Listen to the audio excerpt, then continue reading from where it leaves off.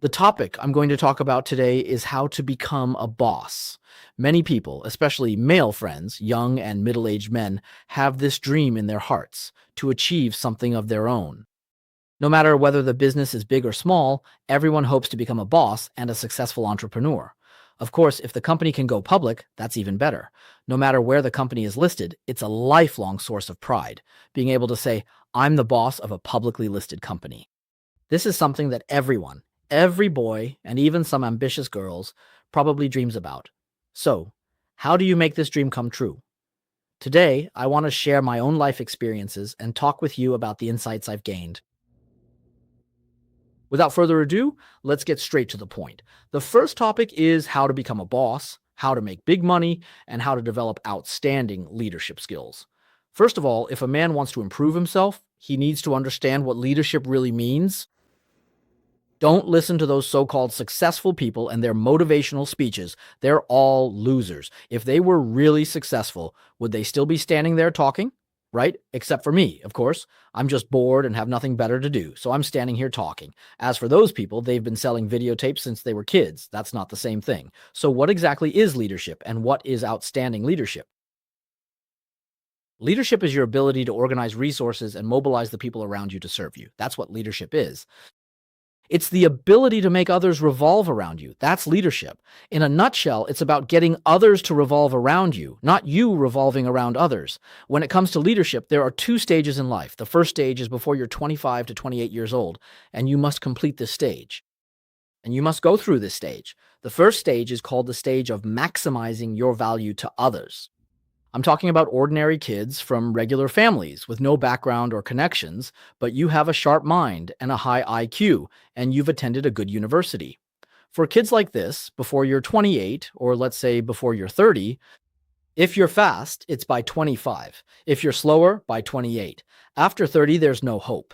You need to complete the first stage of your life, which is maximizing your value to others.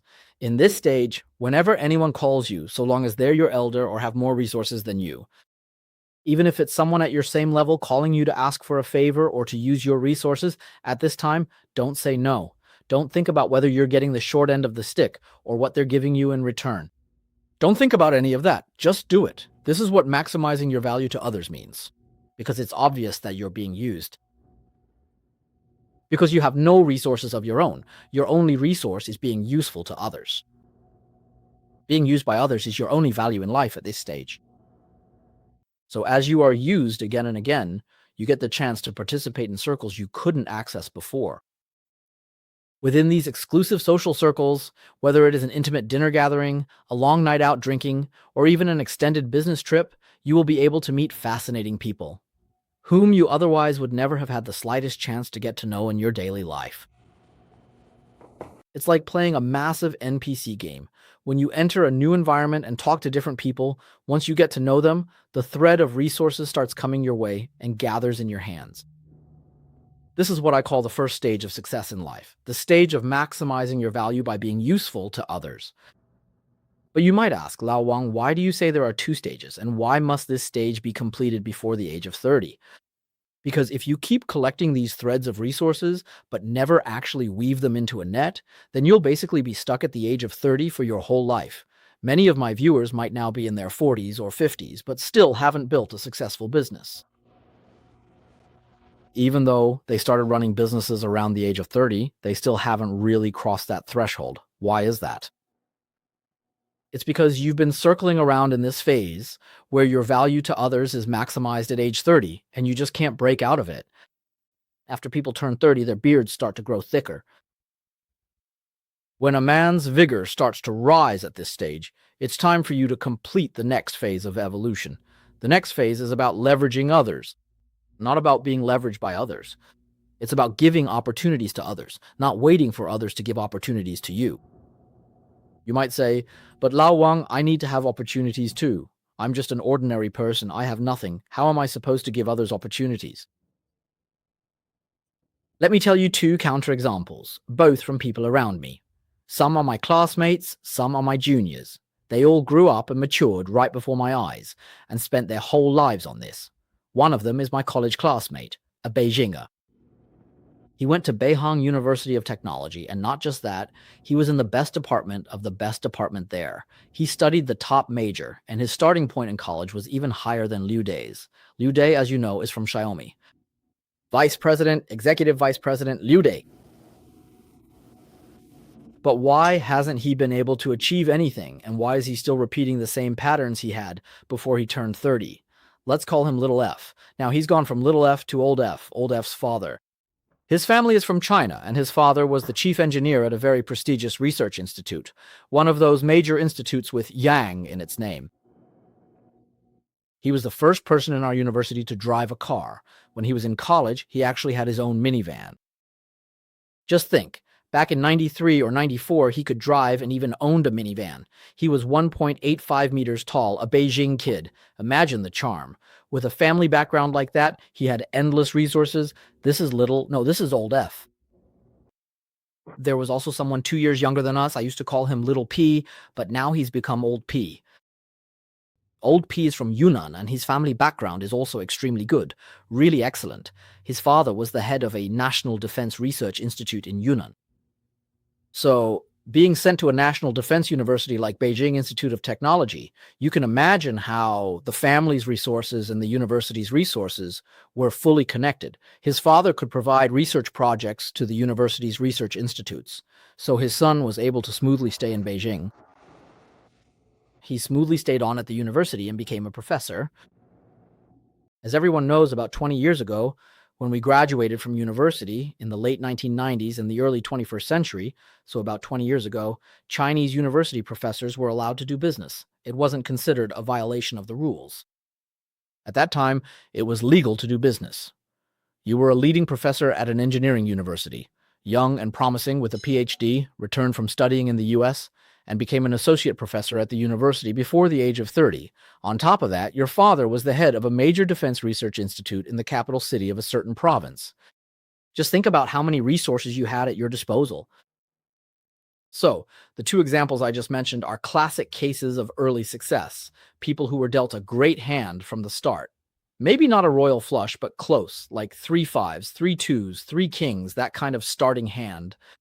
In contrast, for us ordinary folks, what we get are just some low scattered cards. And we have to work hard to collect a decent hand while before the age of 30, they're already way ahead. So why is it that when they reach 30, they get stuck at this stage, unable to move from being highly valued and utilized by others to becoming someone who organizes and utilizes others as resources? They're stuck at this hurdle, just like a carp trying to leap over the dragon gate. If they can't make it, they won't achieve real success. What does this hurdle actually mean? This hurdle is that when you're young, or after you've reached the stage around 28, when your value as a resource is maximized, the more resources you have in your hands, the fewer opportunities you actually get. Did you get that? I'm not saying it backwards. This is a paradox. The more overpowered your starting stats are, the fewer resources you end up with. Why? Because you're about to make a leap. The process of leaping is actually a process of focusing your attention. Before the age of 30, you're gathering resources. If you don't have resources, you're trying to gather them, and your value is being maximized. In reality, gathering resources is like fishing with a net. You cast the net as wide as possible to find and collect these resources. And those kids who come from families where their parents are they're born with this net. So compared to others, they start 5 years earlier than the typical 30-year-old. By the time they're 25, they've already cast this net, and all the social resources have already been gathered in.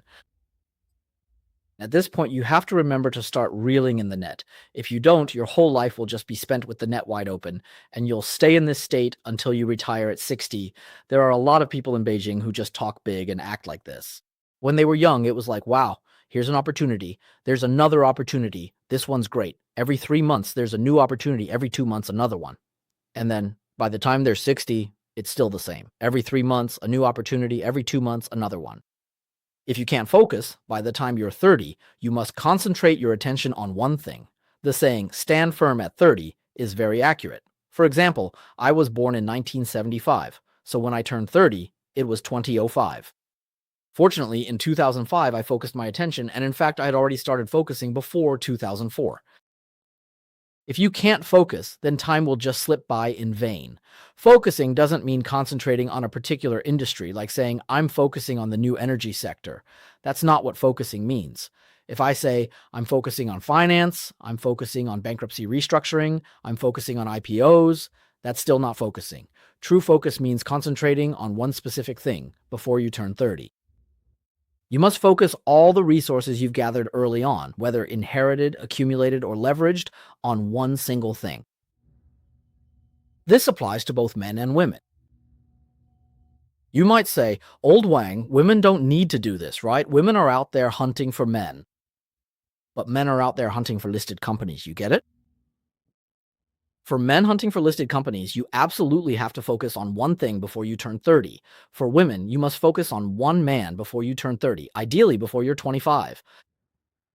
Isn't it the same logic? You have to lock down one man. You can't be 30 and still dating 10 guys at the same time. Do you think you're still 18? In this way, just as women waste their youth and lose their charm as they get older, that initial freshness fades away. Men waste their careers in the same way. The prime of their professional life passes them by. So when you're young, your surface level attributes are important, but they're not everything. By maximizing the value of being utilized, a young person from an ordinary background but with a good education and a sharp mind, if he enters society at 18 or 20, then in the 10 years before he turns 30, that period of good fortune is enough for him to accomplish a lot. He can change and accumulate his initial surface level attributes. He can reach a level close to or comparable with those whose surface level attributes were maxed out from the start.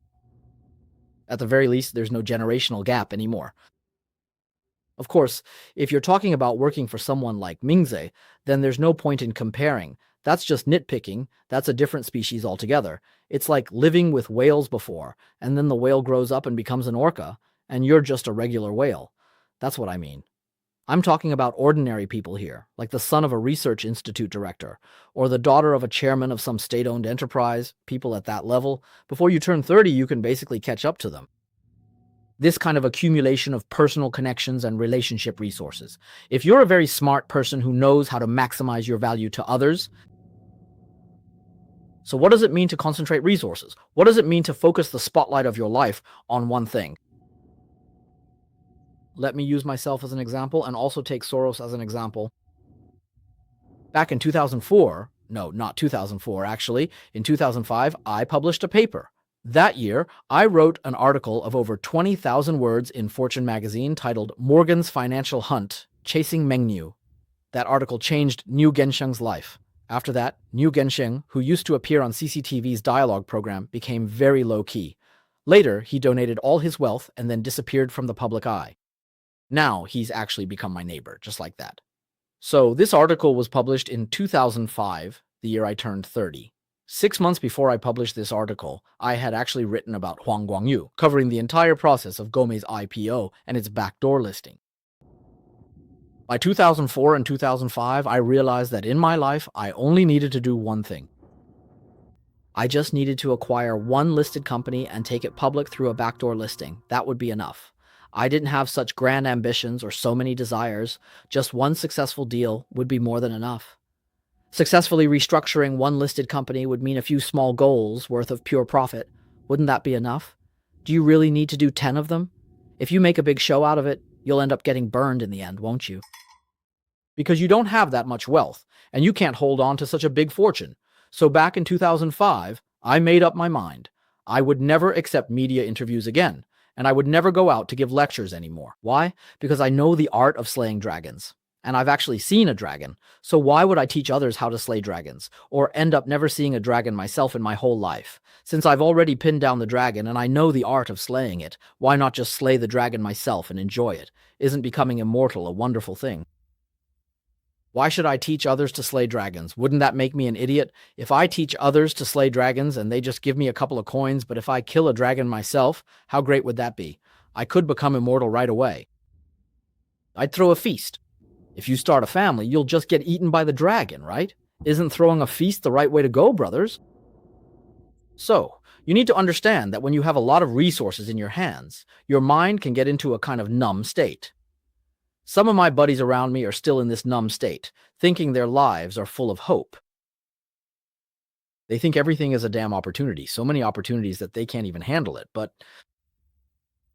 that's basically like being on drugs, because in reality, there isn't a single opportunity you can actually seize. So in this situation, this is my personal experience, and here I want to share with you a famous quote from Soros. Soros once said, "The capital market, which is the US stock market, may be the craziest invention of mankind." This is a quote from Soros. It's a group of the craziest people in human history. They invented a set of rules for the game and then strictly played by those rules, enjoying it endlessly, refusing to leave, to the point that they drove the whole world crazy. He was talking about Wall Street. What this is really about is focus. Because normal people aren't focused. Madmen, on the other hand, are extremely focused. A madman only does one thing, but as you keep doing that one thing, you end up attracting all the resources around you. This answers the most difficult question that my audience friends were just asking me in their hearts. The truth can be explained to you in one sentence. Did you hear that? You say, "My father isn't the emperor. My father isn't a provincial governor. So what resources do I have to make others serve me, to make others revolve around me?" Focus. Every single time you sit down to have a delicious meal or enjoy a long chat with these close friends, they might be constantly trying to move in a completely different direction each time, but you always stay focused on doing just one specific thing. Each time you make progress, even though your progress might be the least impressive among your friends, you keep moving forward step by step, and in the end, these people are like vines winding around your trunk like a woody plant, relying on you to move forward. You become a vortex, and you are at its center. You don't need to follow any trend. You create the trend. Even if your parents are nobodies, you can still unite the resources around you. And as long as you have 10 years, you will definitely achieve something. Definitely. No matter which industry you choose, as long as you have 10 years, you will succeed. As for getting listed, I can't say for sure about the main board or the Chinex board, but it's definitely possible. That's right, exactly. Only by persevering can you become a Super Saiyan. Look at Dragon Ball, such a simple children's cartoon, yet it contains profound truths. Why is it that Goku is always able to improve himself? Because Goku doesn't think about anything else. He doesn't do anything else. He's not chasing girls one moment or building machines the next. He just focuses on one thing: fighting. He looks for stronger opponents, fights them, gets beaten, eats a senzu bean to revive, and then fights again. He only does this one thing. That's why he becomes the strongest in the universe. Do you get it? By the time you're 30, if all you have in your hands are a bunch of loose threads, back when you were 20, you had a lot of loose threads, and that's normal because kids don't have any threads at all. If by the time you're 30, all you still have are loose threads in your hands, and every time you meet someone, you just talk about a new loose thread, it only proves one thing. You don't have the ability to connect things together at all. You're just holding a handful of scattered threads. Your life is bound to be a failure. Of course, what I mean by failure is from a worldly perspective. If we're talking about making money or achieving great things, then you are definitely a failure. Because you haven't made it past that crucial hurdle at 30, you can't get over it, and you're just holding a bunch of parts in your hands. You can't assemble a car, you understand? The more parts you grab, the further you are from actually having a car.